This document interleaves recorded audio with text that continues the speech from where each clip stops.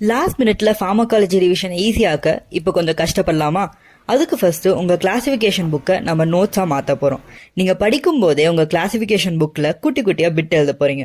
என்ன எழுதணும்னு நான் சொல்றேன். ஃபார் எக்ஸாம்பிள் இப்போ ஆன்டி எமெட்டிக்ஸ் எடுத்துட்டீங்கன்னா 7 குரூப்ஸ் ஆஃப் ட்ரக்ஸ் இருக்கு. நீங்க என்ன ட்ரக் எடுத்துட்டாலும் 4 மெயின் சப் டாபிக்ஸ் தான்.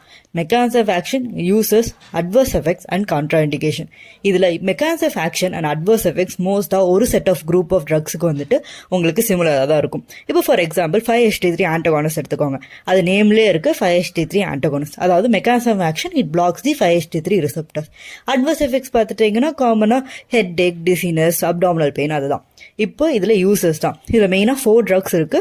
ஓடன்செட்ரான், கிரானிசெட்ரான், பெலானோசெட்ரான் அண்ட் ராமோசெட்ரான். இதுல ஓடன்செட்ரான் வந்துட்டு post operative nausea vomiting and drug induced வாமிட்டிங்கை சப்ரஸ் பண்ணும். அதே கிரானிசெட்ரான் 10 times மோர் போட்டன் தான் ஓடன்செட்ரான். பெலானோசெட்ரான் வந்துட்டு சப்ரஸஸ் தி டிலேட் வாமிட்டிங்.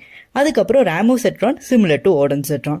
ஸோ இந்த மாதிரி படிச்சீங்கன்னா நீங்க கிளாசிஃபிகேஷன் மட்டும் இல்ல ஈச் ட்ரக்கோட சிம்பிள் ஒன்லைன் டிஸ்கிரிப்ஷனும் படிச்சுப்பீங்க. ஸோ தட் எக்ஸாம்ல எந்த ட்ரக் கேட்டாலும் you will have an idea. So pharmacology university ரிவிஷனுக்கு நீங்கள் ரெடியா?